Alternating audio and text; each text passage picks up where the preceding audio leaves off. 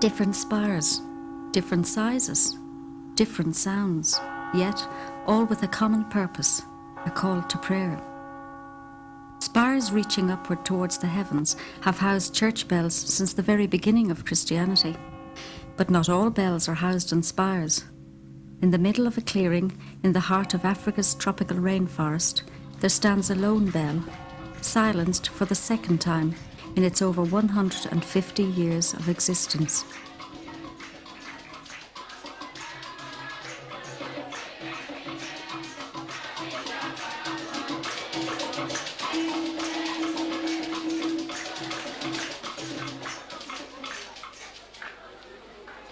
The workhouse, dreaded symbol of generations long gone, a last resort, and yet a place of hope for millions.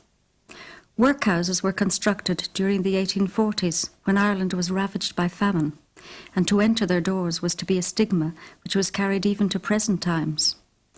The centre of prayer for the workhouse was the church, built within the confines of surrounding high walls.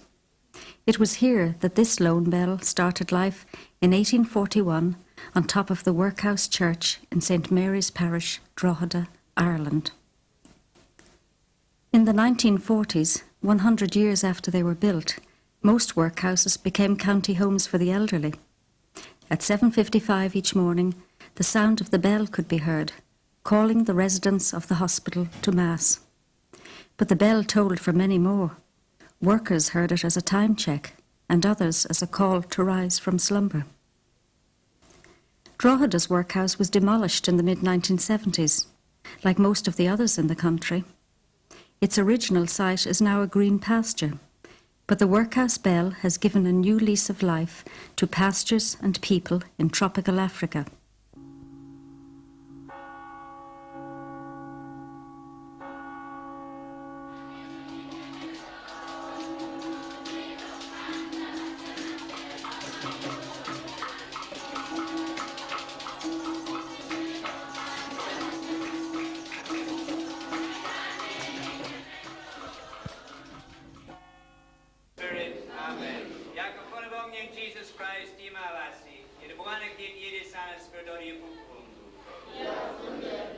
Father Pat Corcoran was born and reared just 100 yards from the workhouse. Like his 3 brothers and 1 sister, Father Pat was baptised in the parish church of St. Mary's. The poorhouse lane was his main avenue to the outside world. The workhouse bell tolled in his ears daily and beckoned him to a lifetime call to prayer. Having passed his leaving certificate in 1963 from the local Christian Brothers, Pat became part of one of the biggest ever first-year classes to enter St. Patrick's Missionary Society, Kiltegan, County Wicklow. St. Patrick's was founded by another Pat, Monsignor Pat Whitney, in 1932 as a society of secular priests devoted entirely to the missions. It now has missions in Nigeria, Kenya, Sudan, Malawi, Zambia, Zimbabwe, South Africa, West Indies, and Brazil. Together with 12 of the original 43 that started with him, Father Pat was ordained priest on Easter Sunday 1971. His first public Mass was celebrated on Easter Monday in St. Mary's.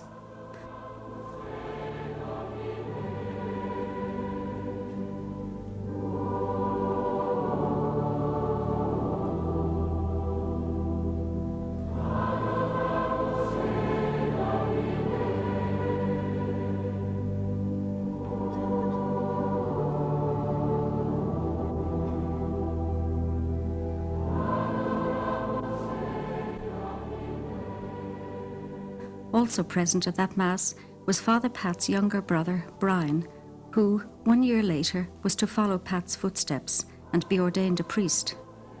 Many of Father Pat's early Masses as a priest were celebrated with the workhouse family in their chapel. The bell in the workhouse still rang loud. Father Pat was assigned to work in the diocese of Calabar in southeastern Nigeria, just outside the central area of the Biafran strife. Of the 13 newly ordained priests, 4 were assigned to Nigeria. The Biafran War was just over, and the federal government of Nigeria was cautiously allowing missionaries to enter. Many missionaries, especially the Holy Ghost Fathers, had been expelled because of their sympathies during the Civil War. Calabar, the land of promise to Father Pat Whitney in 1932, was to become the land of fulfillment for Father Pat Corcoran. At one time, Calabar was the prime focus of the work of that young missionary society. Today, Father Pat is just one of 3 missionaries that remain there to serve the young and flourishing native African church, and he does so with the help and commitment of so many. Father Pat's first appointment was at St. Patrick's College, Corcoran'S, in Calabar town. St. Patrick's had been the mainstay of secondary education for the youth of Nigeria since the 1930s. Leaders in government, industry, business, and military had all benefited from the missionary commitment to education. It was now a government school, and Father Pat joined the staff as the maths and physics teacher, and with a deep interest in sports. In doing his leaving certificate, Father Pat had barely scraped through oral and written Irish. Now he had the task of learning the local Efik language of Calabar. His ministry in the villages of Calabar and his empathy with his people demanded that he respect and learn their language. Today, Father Pat speaks it proficiently, though still with an Irish accent. Father Pat spent 6 years in St. Patrick's, and along with academic excellence, his soccer team attained statewide fame. His teams proudly sported boots and jerseys supplied by shoe and sports shops of his native Drogheda. In 1977, Bishop Brian D. Usanga, first Indigenous Bishop of Calabar Diocese, asked Father Pat to become rector of the junior seminary of the diocese at Mfamosing, 24 miles east of Calabar town. It started on a temporary site at Oran in response to the need to encourage vocations to the priesthood and to provide a Catholic education for young boys. Many Catholic schools were established by the early missionaries, but were taken over by the government in 1972. In 1974, the seminary moved to the heart of the tropical rainforest with no amenities such as water or light provided by the government. Mfamosing is in the heart of a Jagam tribal land, and up to that time had been neglected by the church. The site chosen for the seminary was a work camp owned by the British construction company Costain, who between the years 1970 and 1974 built a road through the region. All the houses were made of plywood and were expected to have a lifespan of 5 years. Some of these buildings are still being used today, 20 years later. Together with all his native staff, Father Pat has not only built new hopes and possibilities for the young of Calabar and faith and commitment for the Church of Nigeria, but he has steadfastly put the seminary on a permanent structural foundation. He has built, often with his own hands, dormitories and dining rooms, classrooms and chapels, laboratories and latrines, washing rooms and kitchens, an administration block and auditorium, a health centre, staff housing, and tennis and basketball courts. He has dug wells for water and put together pumps and generators for electricity. When Father Pat arrived here, he found a sprawling compound of mainly wooden buildings with tin roofs. This building was to be his home for 12 years. We put this in to try and stop the water flowing in under the door, but I don't know that we succeeded. Snakes I've had, 2 of them are along here. It is patched up. Here. And the third one I had was over there in the little box I used to keep. My bed used to be here just. So when the snake came this side, I had to go this way. When I saw him over here, I had to go that way. The reconstruction he set about almost immediately. I built it myself. It's the first building I built, I suppose, in 78. We were inspected in 78, I built it then. A lot of erosion since then, I've had to build up. Something we in the developed world take for granted is the constant supply of power, electricity and water. The problem of an electrical supply was met head-on by Father Pat.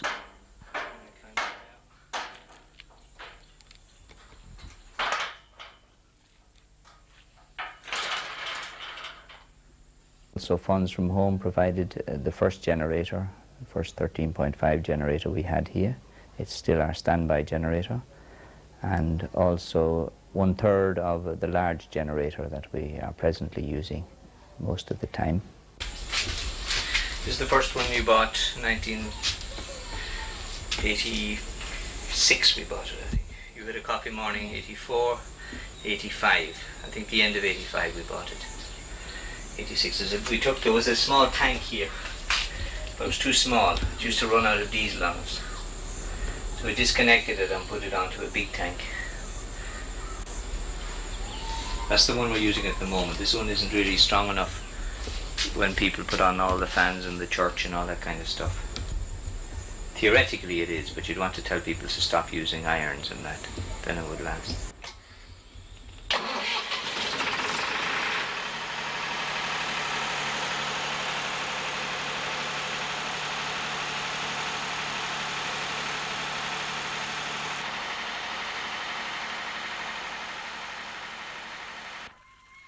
The next civil engineering task undertaken was the capturing of water and the supply to the various parts of the compound.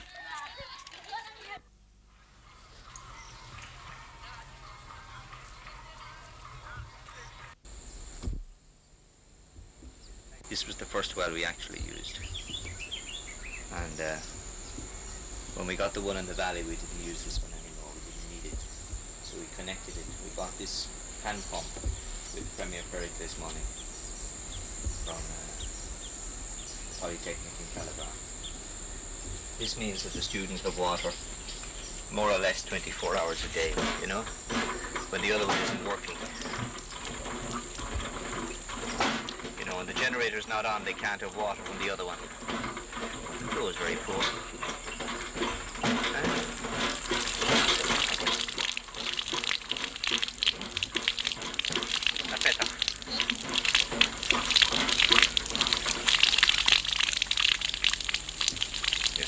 I'm tired on that. They broke this thing at one stage.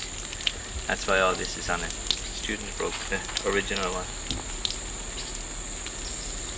So then we,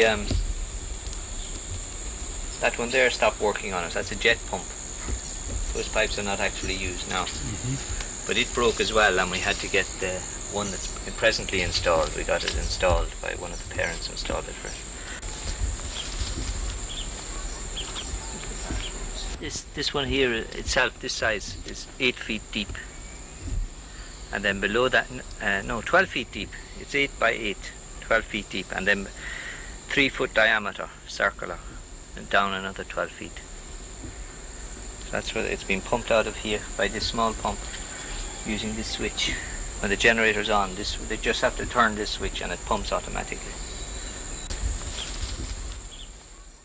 In 1985, the first major reconstruction took place in the seminary with the conversion of the mechanics' workshop into an auditorium. Auditorium normally would mean a vast concert hall with sound systems and permanent seating. In this case, auditorium means a large room set aside for assembly, meetings, school functions, and for greeting visitors.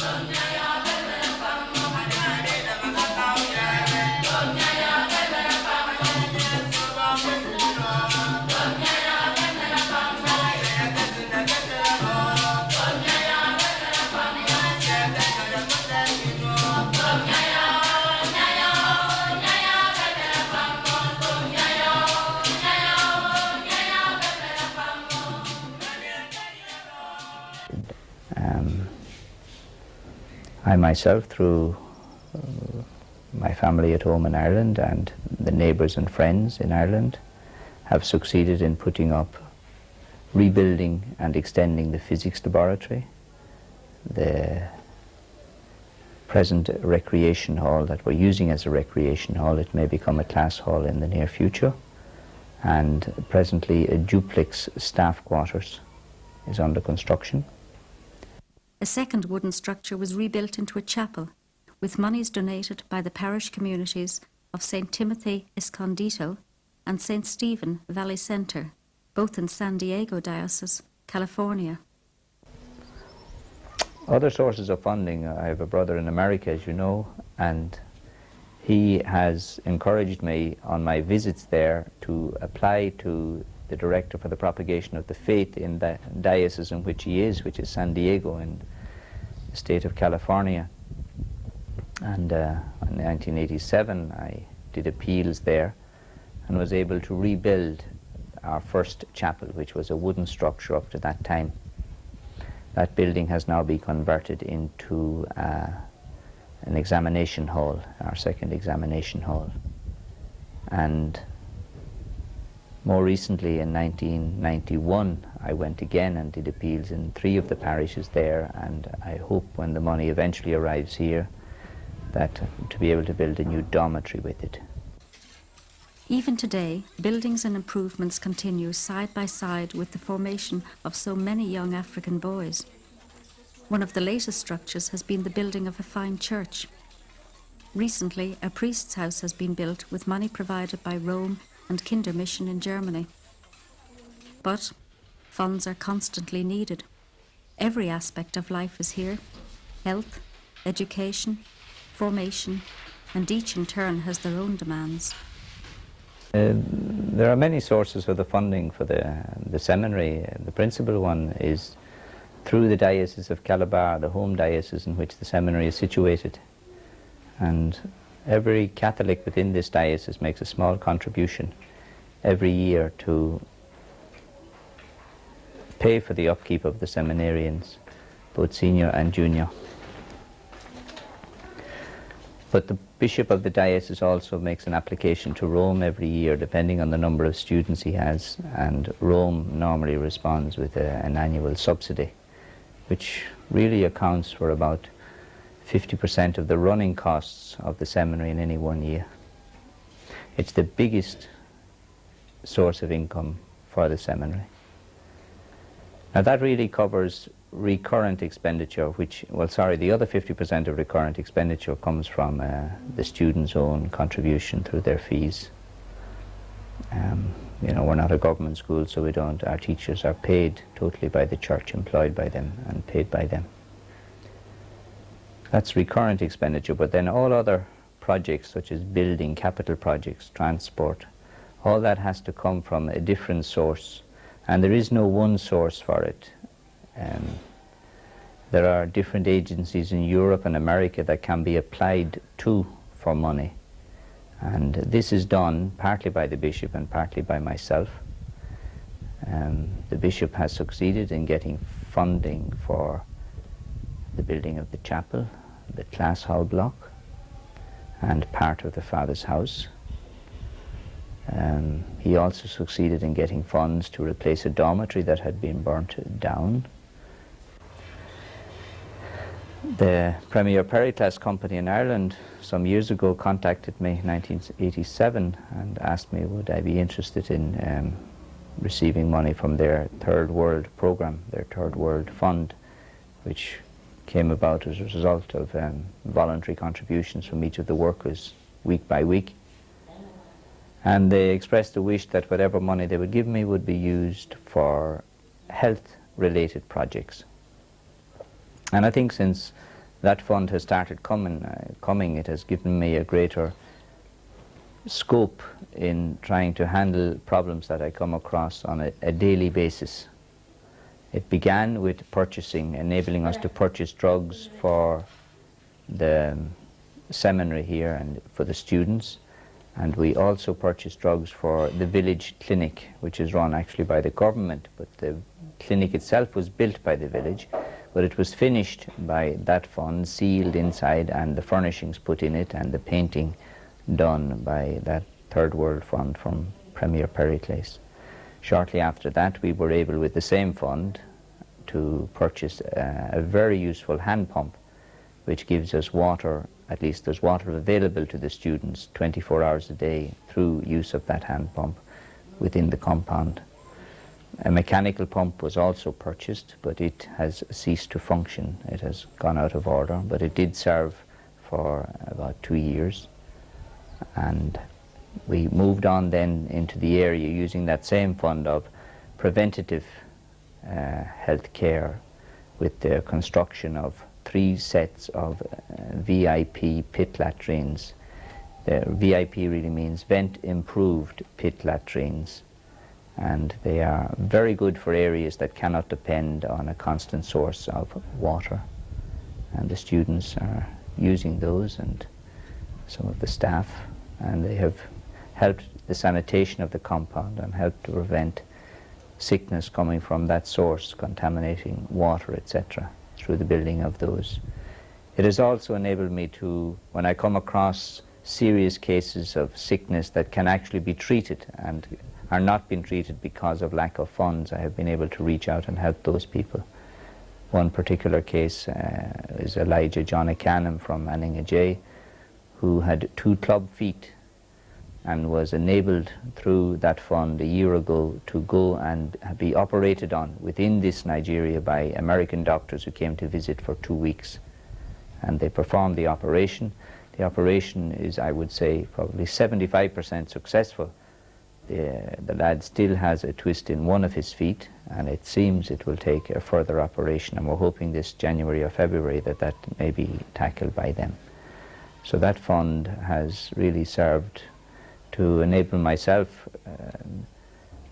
not to feel so helpless in the face of all the problems that exist in a third world country where medical facilities, particularly in the rural areas in which I live, are tremendous.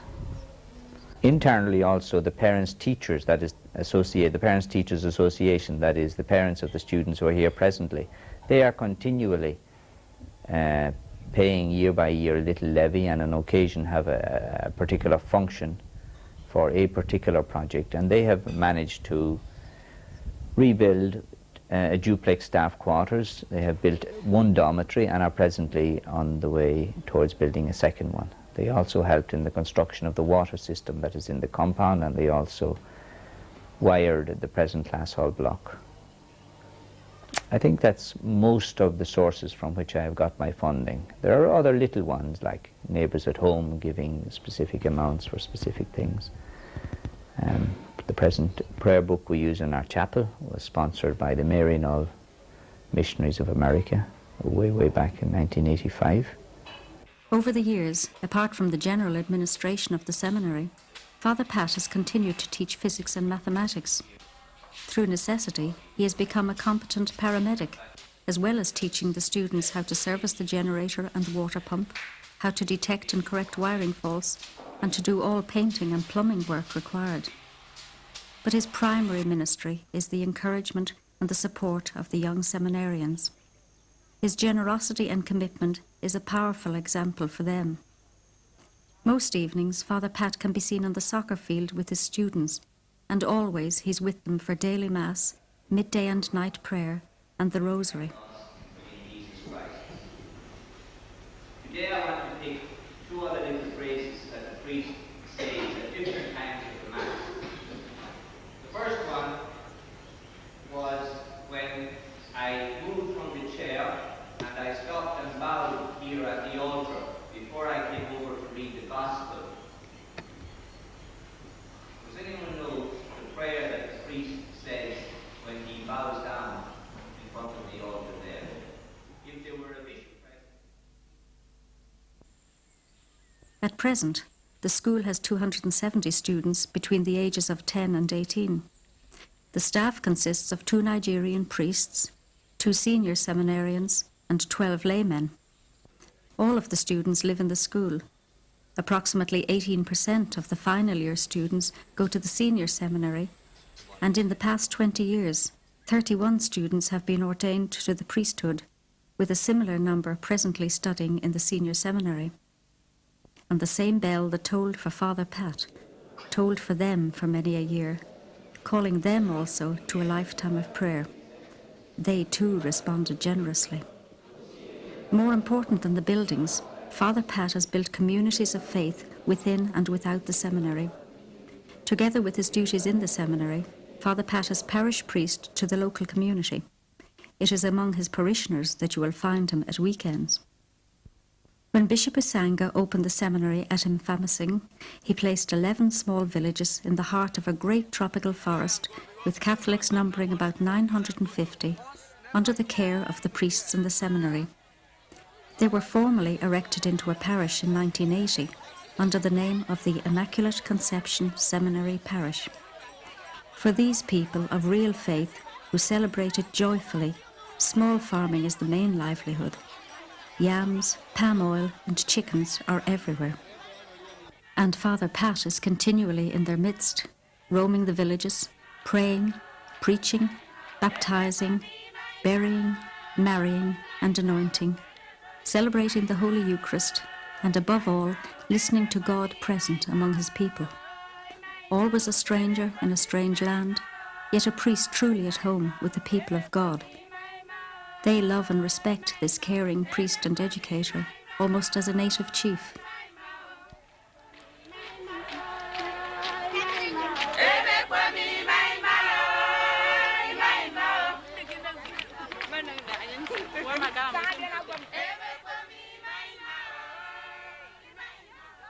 Father Pat comes home to Ireland every 2 years to rest and relax with his family in Drogheda.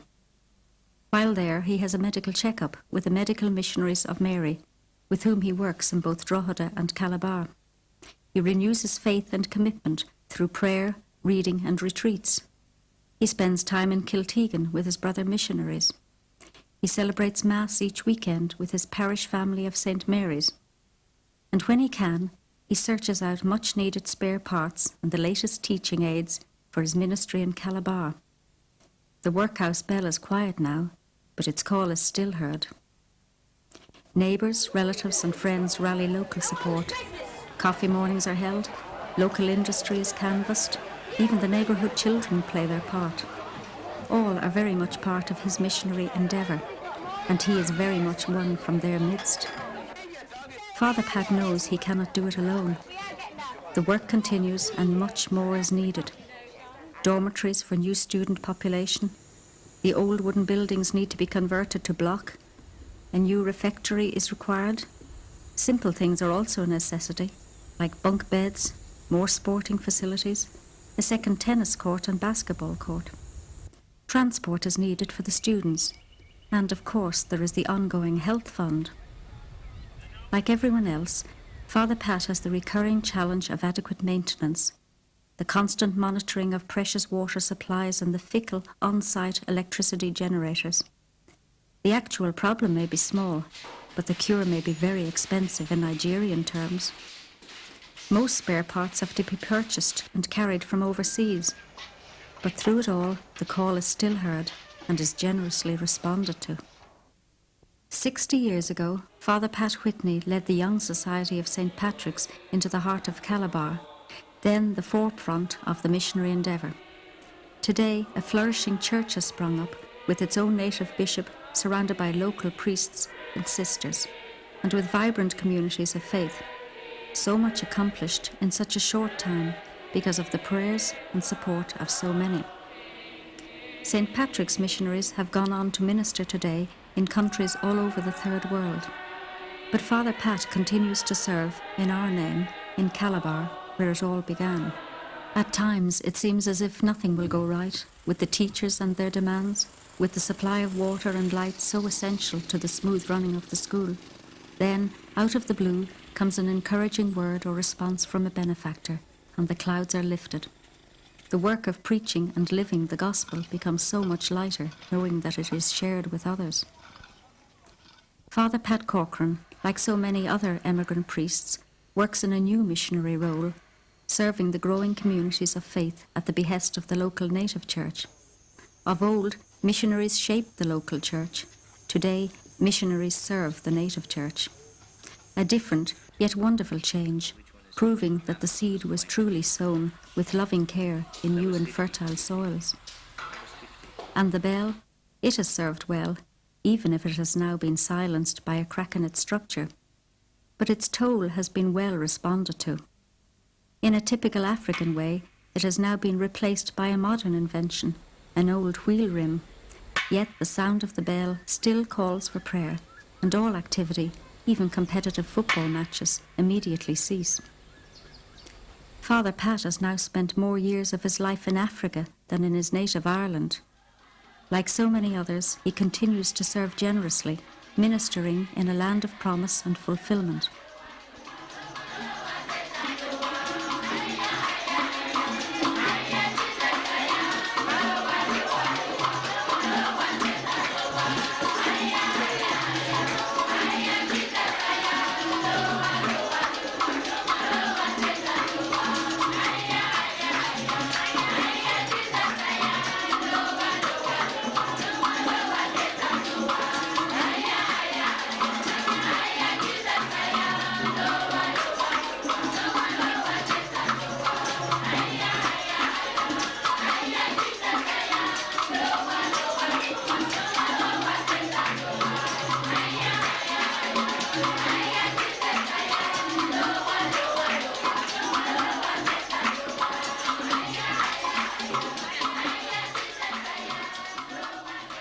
Different spires, different sizes, different sounds, yet all with a common purpose, calling us to prayer.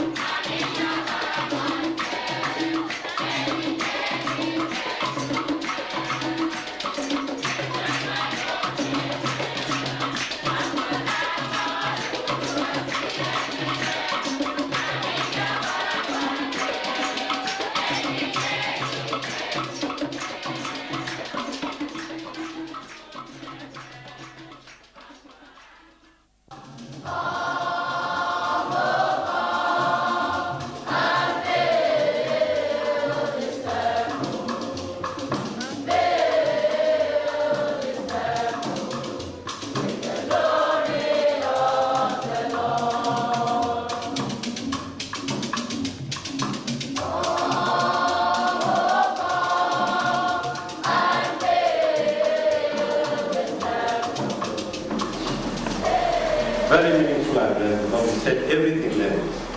And to thank you for this very thoughtful present, a very rich present, very thoughtful, and there's something personal. The name of Corcoran'S is there, and the name of the donors, I'm sure it's something